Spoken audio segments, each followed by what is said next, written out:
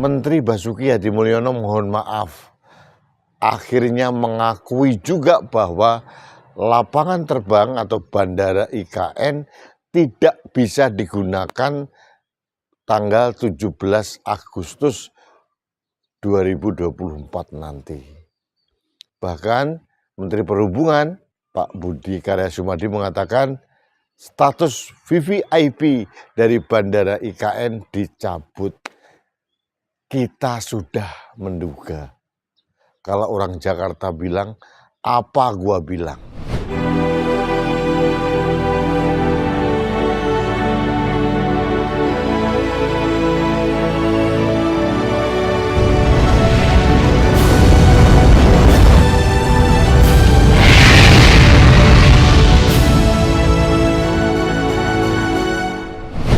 Halo sahabat Indonesia, kita bertemu kembali dengan Opini Rudi di Anak Bangsa TV. Dalam tur kami ke daerah Jawa Barat, Jogja, Jawa Tengah. Sekarang saya di kota Kebumen, Jawa Tengah. Ini di belakang saya hotel, sawahnya luar biasa, hebat. Dan ini pemandangan alam yang sangat menyenangkan. Inilah alam yang indah. Saya mau mengatakan alam yang indah ini berbanding terbalik dengan apa yang terjadi di Ibu Kota Negara Nusantara, IKN. Tadi pagi saya membaca berita Menteri Basuki Hadimulyono mohon maaf, akhirnya mengakui juga bahwa lapangan terbang atau bandara IKN tidak bisa digunakan tanggal 17 Agustus 2024 nanti. Bahkan Menteri Perhubungan Pak Budi Karya Sumadi mengatakan status VVIP dari bandara IKN dicabut. Kita sudah menduga. Kalau orang Jakarta bilang, apa gua bilang? Dari awal kita sudah menduga bahwa banyak terjadi kesembronoan, kegerusa-gerusuan untuk mempersiapkan IKN. Hanya demi gengsi, demi perintah presiden, semua diiyakan. Tapi akhirnya seperti ini kan. Kemarin presiden katanya nginep di sana, kepanasan, AC-nya nggak jalan. Kenapa? Semua dilakukan terburu-buru, tidak ada trial dulu. Menjelang presiden datang tidak di-trial berapa hari sebelumnya, langsung dipakai. Presiden dengan gagah berani membawa rombongan influencer yang abal-abal itu hanya untuk meyakinkan rakyat, akhirnya gagal kan. Berapa biaya yang negara harus keluarkan untuk ngajak influencer-influencer itu? Terus sok konvoi naik motor. Apa sih esensinya buat rakyat ini? Yang sekarang Pak Basuki harus mengakui bahwa seorang Basuki Hadimulyono bukan Bandung Bondowoso, bukan juga Sangkuriang. Harus diakui, karena terlalu terburu-buru. Saya tidak hendak mengatakan bahwa seorang Basuki gagal, tidak.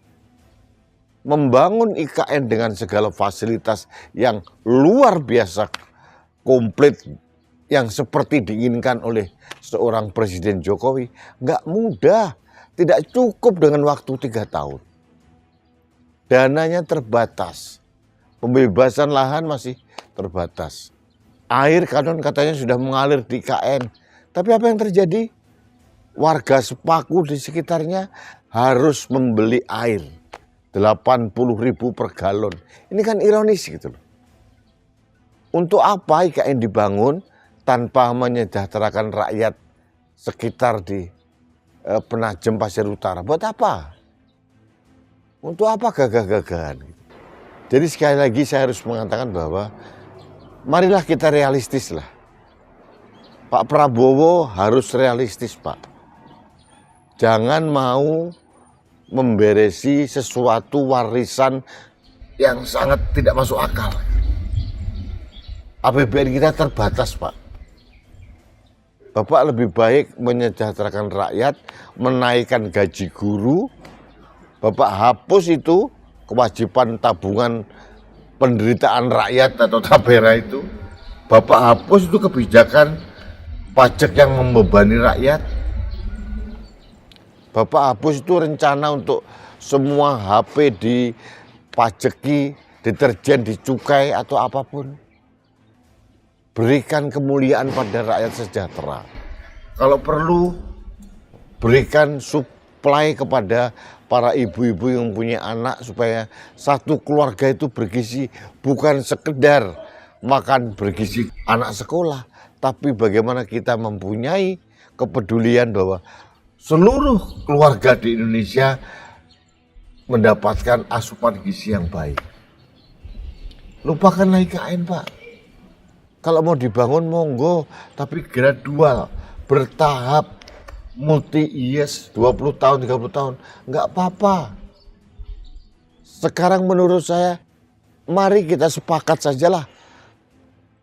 Istana Garuda di IKN itu kita anggap saja sebagai tempat pelesiran presiden sementara lah. Toh Presiden Indonesia ini mempunyai banyak istana.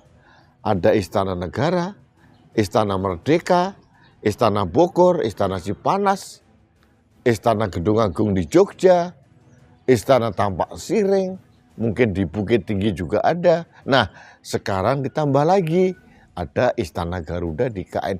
Itu sajalah. Masalah perpindahan ibu kota terlalu ambisius, Pak. Tamu-tamu datang untuk upacara peringatan 17 saja ribetnya minta ampun. Borosnya minta ampun. Rakyat disuruh hemat makan karena supaya kita nggak impor.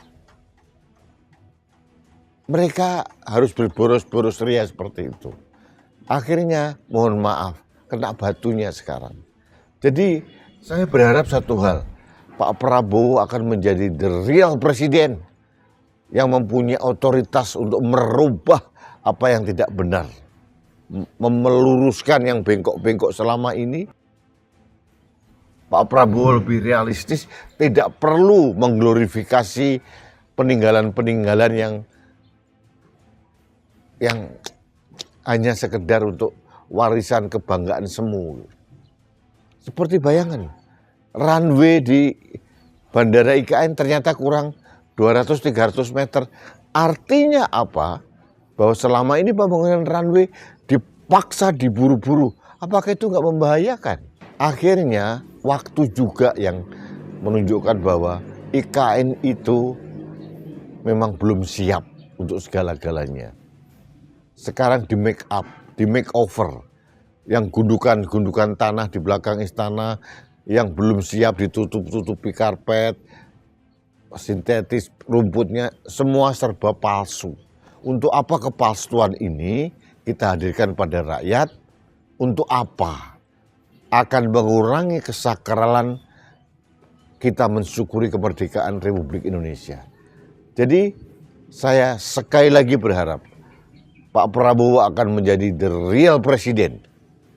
Meluruskan sesuatu yang bengkok-bengkok selama ini dan jauh lebih realistis dibandingkan presiden sebelumnya yang terlalu hanya ingin pencitraan, yang terlalu mengedepankan pembangunan fisik yang akhirnya tidak jelas ujungnya kemana. Yang terakhir saya katakan, contohnya adalah kereta cepat. Kita bangga mempunyai kereta cepat yang pertama di Asia Tenggara. Tapi apa yang terjadi? BUMN kita, BUMN karya kita berdarah-darah, Pak. Rugi, pengembaliannya harus 139 tahun. Kebanggaan semu seperti ini yang harus kita wariskan kepada anak cucu kita. Mudah-mudahan jangan. Jadi sahabat Indonesia, dari Kebumen ini saya menyuarakan keprihatinan saya atas kegerusa-gerusuan banyak orang karena hanya ingin mengikuti satu orang yang pengen memberikan warisan kebanggaan yang semu. Terima kasih sahabat Indonesia. Kita bertemu kembali dalam Opini Rudi selanjutnya di Anak Bangsa TV. Salam satu Indonesia, salam Pancasila, salam Indonesia yang bahagia. Saya Rudi Eskamo.